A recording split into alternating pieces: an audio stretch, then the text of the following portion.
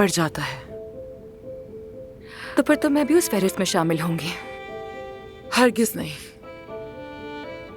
जब मुझे तुम्हारे एक्सीडेंट का पता चला तो मैं तुम्हारे पास फौरन आना चाहती थी, लेकिन तुमसे फोन पर भी कांटेक्ट नहीं हो सका मेरा अफसून। तुमने कॉल्स भी रिसीव नहीं की मेरी।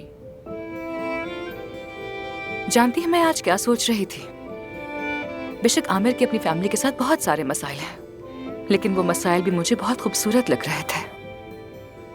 मैंने दिल में कहा कि हाँ, फैमिली ऐसी ही होती है, हमेशा एक साथ होती है, एक दूसरे के साथ खड़ी होती है, चाहे कुछ भी हो जाए। तो फिर तुम मुझे अपने साथ क्यों नहीं रहने देती अफसून? मुझे इजाजत दो, मैं साथ रहना चाहती हूँ तुम्हारे। हाँ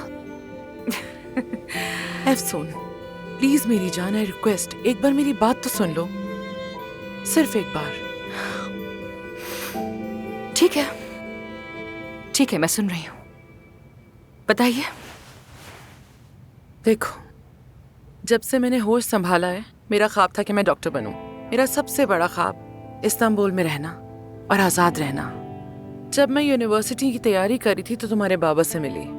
तुम्हारे बाबा मैथमेटिक्स के स्टूडेंट थे और मुझे भी मैथमेटिक्स पढ़ाने लगे। फिर वो मोहब्बत हो गई।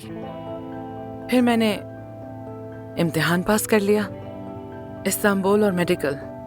मैं यूनिवर्सिटी चली गई। तुम्हारे बाबा ने कहा वापस आ जाओ, गाजी अंतब आ जाओ, शादी कर लेंगे। मैं इतनी मोहब्बत में थी कि लौट गई। शायद तुम्हें ये सब मालूम हो। नहीं मालूम था, मुझे कैसे पता होता? फार्म पर तो आपका नाम लेना भी मना था।